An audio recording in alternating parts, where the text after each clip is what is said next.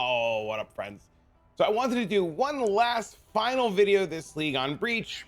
Well, maybe final, maybe last. And I really wanted to drive in one more very interesting thing or point that's been pretty much shown to me, tested. We did it on stream and it was going really well. Now, earlier in the league, we talked about Breach. I made a couple of videos about Breach. I talked about the grasping mails, the rings, what you can do with the rings, how you sell the rings, and all kinds of different things regarding grasping mails and stuff like that. And over the couple of days that we've been doing this, a lot of people have been saying to me, well, what are the best ways to farm the rings?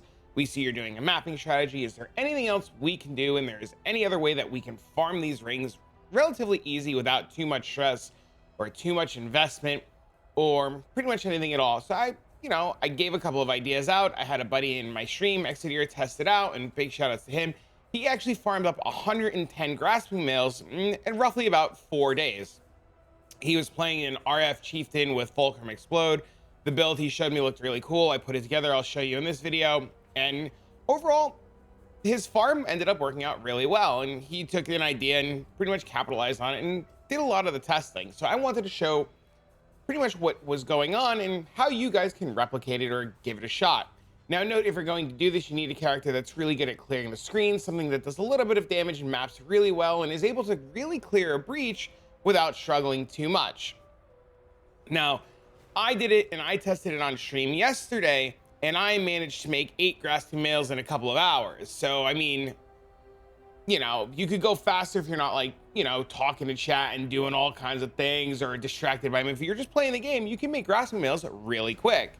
Now, I'm doing this with something called the Niko's Memory of Grasping Hands. These memories, while recording, looking at Awakened POE trade, are roughly 15C. Sometimes they're 20, sometimes they're 5, sometimes they're 8, or sometimes there's a guy that's watching you while you're live and he posted for a mirror to see if you'll buy it. What's up, Cope? But these are what we've been doing. This is a 6-map memory set. There is a map that's really good to put it on, and I will show you, and I will walk you through the memory, how it works, what to expect and what not to expect. I will show you map 1, and then I will show you map 6, and I will show you the difference in what it looks like at the start and end of the memory. I'm just gonna move this stuff so we don't have everything in our way. I'm gonna open up my Atlas. Now, big thing to note with memories, and memories are not affected by your Atlas passive tree. They are affected by nothing. They have their own unique set of rules, and they pretty much just work. You just right-click it, put it on your Atlas, and it goes. Now, Exodyr figured out that if I start this on Siege, and I put this on, it will always follow this exact same path every single time. The only map that kind of sucks on this is Silo. Spider Forest is okay. Ivory Temple's okay. Siege is really good. Mud Geyser is really good. And our final map, Infested Valley, is absolutely a banger. An absolute banger. Now, personally, when I do these, I grab some Chisels. I grab some Alch. I grab some Scours. We come over here. We talk to Niko, and we have to roll our maps. Now, I advise you guys to roll the maps to the strongest of maps that you personally can do and kind of go from there. I do think there's a world where in the last of the maps, like map 5 and 6, if you can roll them to have extra rare mobs or extra magic mobs, it's going to be really good. But essentially, just roll the map to the hardest level of difficulty that your character can handle without struggling. And you want to do this because when you open these maps and you start looking at them, the first map contains 6 breach hands, and you'll see in the last map, it's going to contain a lot more. And the real big issue with this is as soon as I hit this breach hand, this hand opens immediately, and these mobs start flocking in. So you really want to build a build or have a build that is able to just run all around and kill all of the mobs as fast as possible. Now you'll see in that breach hand, we've gotten 3 rings. If you're looking for this loot filter, I can give you a copy of mine, but I really suggest that you guys edit and alter your own. We go to breach number 2, and you see once again the breach is just flying open, and we have to just run all around. We have to kill all the mobs, and you'll know very fast, or you'll notice very fast as you start to do these. Map 1's not going to have that much in terms of overall loot. You're not going to get a lot of rings. You're not going to get a lot of anything else. And the big takeaway from this is we are not hunting anything other than rings. We don't care about splinters. We don't care about chaos orbs. We only want to pick up rings, big ticket items that fall, and anything else in between that kind of makes you go, ooh, that's a spicy. But that's essentially all that we're doing. Now you can either sell all the rings, you'll get tons and tons of rings. The rings do sell really well in bulk. I-83 rings will sell for like 5C a piece in bulk. I-84s will sell a little bit higher. If you get any 85s, they'll sell even better. And you can just pretty much just list and sell these rings in bulk and make a killing at like 5C a ring. With the memories being only 5C a piece, 10C, 15, 20C a piece, pretty much the first map, second map just pays for like multiple memories, and you just kind of get to cruise and chill and do what you're needing to do. Now you'll see we did that one. We really didn't get a lot of rings. We come over here, we hit this again, we go in, and we essentially just like blow up the whole breach. Now, as I had mentioned, I do think that there is a world where this is possibly the best way to farm these rings, but I also think there's a world where 8 modded maps using the Atlas tree is maybe kind of better. I haven't fully tested 8 modded maps yet, but between doing the Atlas strategy for Chayula or Ol Natol and coming here and doing this overall has been better for rings, while the mapping strategy video that I released has been overall just infinitely better for, like, I don't want to say profit, because you're like still profiting in both of them, but like if you're the kind of person that like needs to be looting things and needs to see like number go up all the time ever, farming like the fragments and the breach stones overall will just maybe make your brain feel better. Maybe, I don't know. I like them both. I think they're both really good, and they've both been extremely profitable, assuming you just sell the rings and you don't ID them like I plan to ID them. Now you see in map 1 we got 8 rings, and this number will go up and go up and go up. Now I could run, whoops, I could run all the maps now, but this video would be like 4 billion hours long, and then you guys would yell at me for taking 4 billion hours. So what I'm going to do is I'm going to cut in a split second, and we're going to go to map 6. Okay, friends, we are back. We just finished map 5. I wanted to show you where we're at. We have an entire inventory of breach rings already. We've got an Esh breach stone. We just got this on our last map, so we're actually going to put that away. And I kind of just wanted to showcase just how many rings we've really been getting. Now we're going to Infested Valley. Infested Valley, like I said, we pretty much want to one-tap our way into more rare mobs. You got it. We're going to actually activate this. I'm going to dump all my extra stuff. I really want to track just how many rings overall we're getting, and just to really give you guys an overall idea. Now, I had mentioned that the first map that we did only had 6 breaches. This one has a total of 16 breaches. So you can see right away just how many more breaches you'll get as you start going through the maps.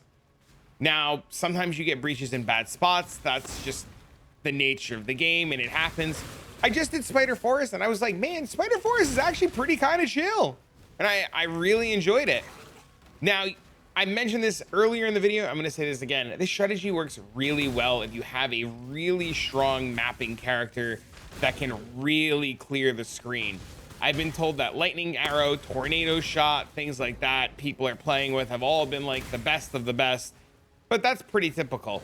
I liked my Frostblade's character a lot, but I think the Frostblade character did a lot better in, I was gonna say Blight, oh my god, Breach inside of maps, because it was able to get around a little bit more, as the breaches inside of maps didn't open as fast and it wasn't as hectic and chaotic.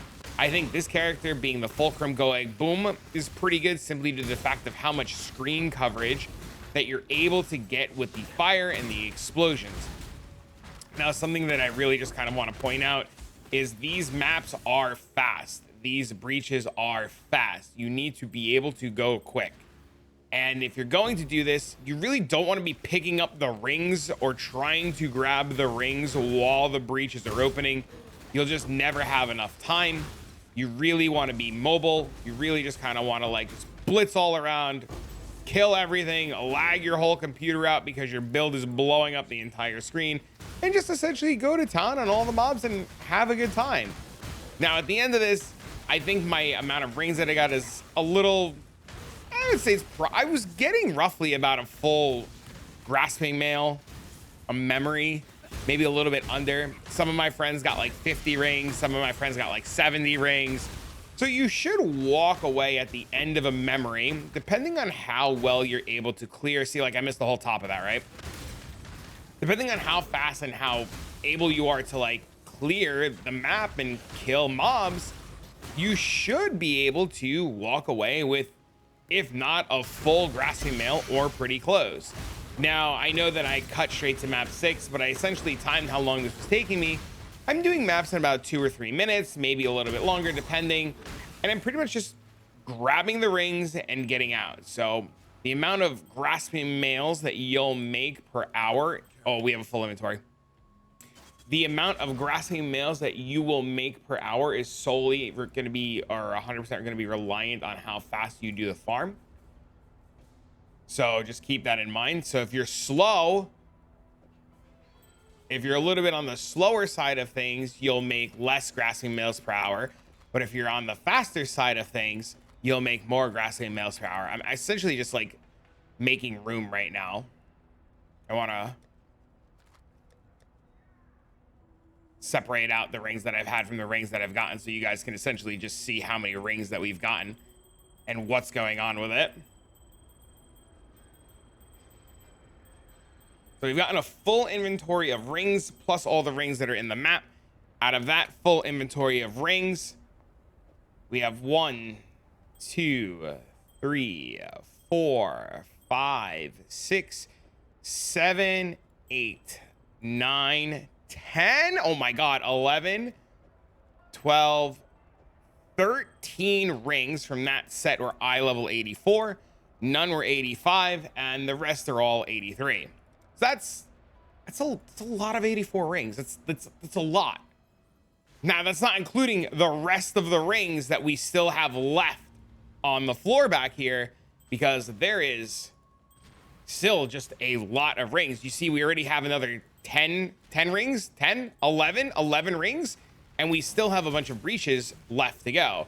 And this is essentially what I was saying. Like, if you're able to do these and you're able to clear the screens and you want to roll the maps to have more rare mobs, or you want to roll the maps to have just ginormous pack sizes, and you can just like pretty much do what I'm doing now and just blitz all around the screen and blow everything up, you'll make pretty good profit, especially if you're selling the rings.